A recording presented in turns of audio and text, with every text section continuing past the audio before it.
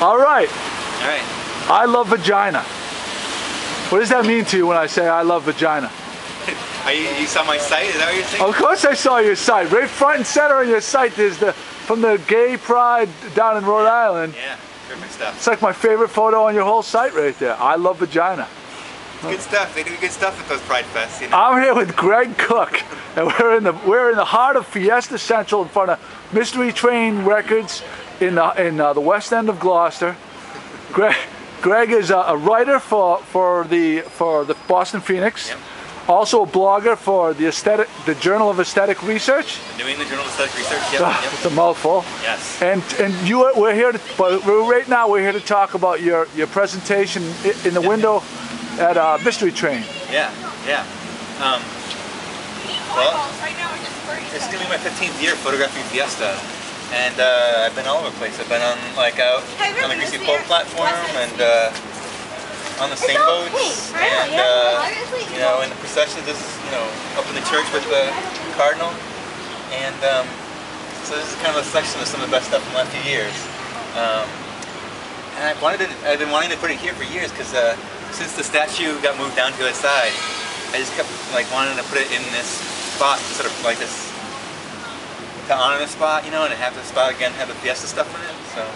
Anyway. This is right in the heart of it all, and your work speaks for itself. It's amazing, the quality of it, and the detail and the colors. I mean, it's tough to go wrong photographing Fiesta. Yeah, Fiesta's amazing. But you've captured it so well, and the emotion of it, I think you've really captured. Yeah. Yeah. Well, I worked really hard to get that that feeling, those moments where people are about, like this moment where he, just there, he's being carried up to the beach, and he's about to high five somebody, or. I love the one right here with the procession. Yeah. With the parade. Yeah, this is Gus McIntosh, shouting the blessings over in front of Our Lady Good Voyage at the end of the procession, and with the Mother of Grace statue. Yeah, it's just, that's what Gloucester is about for me. It's just this sort of the faith that comes to the sun, and it's amazing. Yeah. So let's talk. This past weekend, I want to give a little background. Were you solely responsible for this idea, or was this a continuation of an idea? What happened at the MFA? Why don't you tell my viewers so that they understand? Right. Yeah. Well, what happened is a week ago Wednesday was the 40th anniversary of this thing called Flush with the Wall, which was this group of 6 artists. And I should just, so you didn't skim over that, Flush with the Wall. Yeah, Flush with the Wall. Okay. Yeah. Sorry. And so what they had done is 40 years ago they were sort of the Museum of Fine Arts didn't have a lot of contemporary art at all, and they didn't have anything really much from people who made people living around here.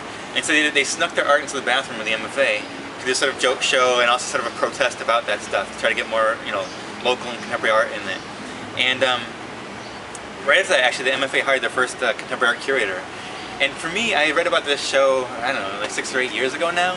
And to me, it just it was hilarious, right? And then, inspiring, and just all sorts of good things. The art often is so stuffy, So it was a guerrilla kind of a protest.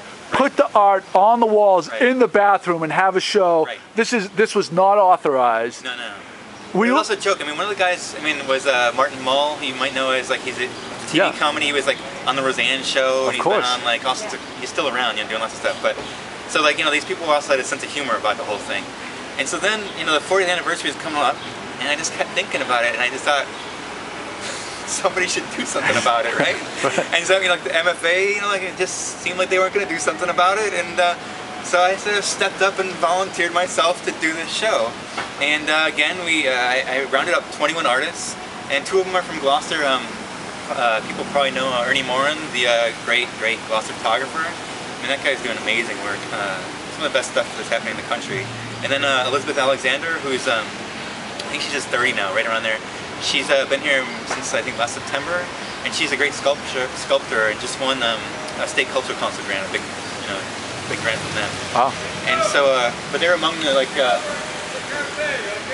all right, there was so there's 21 of us, and we all snuck without permission. We all snuck our art into the bathrooms again, in that new wing where they just built with the Chihuly stuff, the glass stuff downstairs, right in there. And like I had Ernie's stuff and a bunch of other people's stuff like in a big envelope, like here, you know. And I was wearing a suit, and I had like a bunch of stuff. I just had a bunch of stuff in like a folder I was carrying. It wasn't all hidden. And you know, we just met at a time, and like 6:45, we put it up, and we had sent like secret emails to people. It's like a flash mob art, kind of, like going for it. Yeah. It was this tricky thing of how do you invite people without giving it away, you know? Right. And so usually I would invite more people, but anyway, we had somewhere between like 75 and 100 people showed up, you know, maybe more. And in the bathroom, in the MFA. In both men's and women, and everybody went back and forth, and regardless of gender. And that kind of freaked some people out who happened to be there to use the bathroom, you know? Yeah. And it was hilarious. And then, you know, I sort of gave a little, you know, talk about, you know, like the history and why we're doing it. Sort of, again, you know, like the MFA, there's hardly any art by people from around here. And it just seems like, you know, we need for a community to flourish, like for all of our communities to flourish, you need our big institutions to be engaged with this stuff, you know? When people do big museum stuff that like challenges them to do better, like it ups their game. It gives them also inspiration. And if they don't get that engagement, they sort of get this, you know, people just kind of get this feeling like there's a dead end, like there's no place to go to grow. So you need our big institutions, you know, in any field, so sort of like people can have a ladder that can keep going up, you know? Otherwise people just feel stuck. So talk about some of that. And it was also, I mean, there's amazing people in the show. I mean, and so I'm just giving this little speech, and the security guys show up while I'm giving this speech. These three guys in suits with like ear, you know, plugs and all that stuff. And they were very nice. They looked at me and they let me finish my talk. And then they politely said, you know, there's a fire hazard, could you all move along?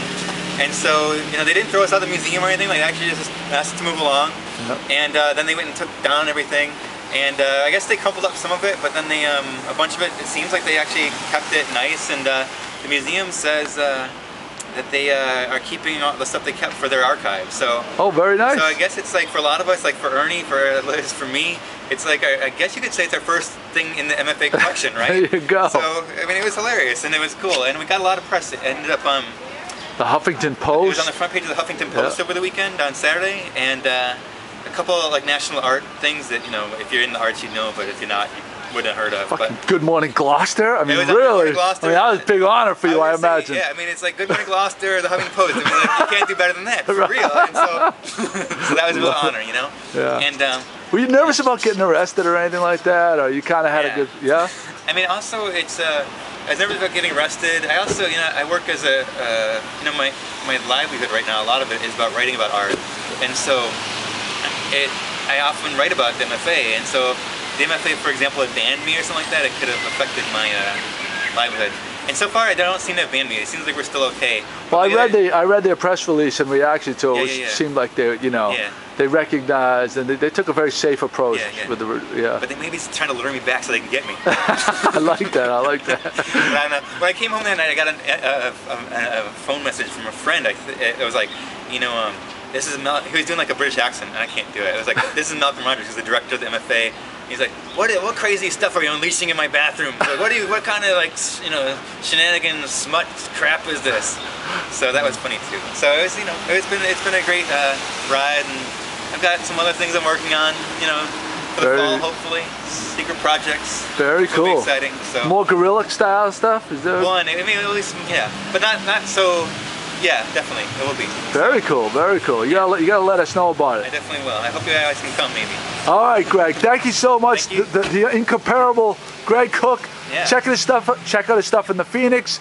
The New England Journal of Aesthetic Research, the mouthful, and all your other work. Thank you so much. It's so I'm honored to be on Good Morning Gloucester. It's a great thing. It's so. Thanks so much, Greg.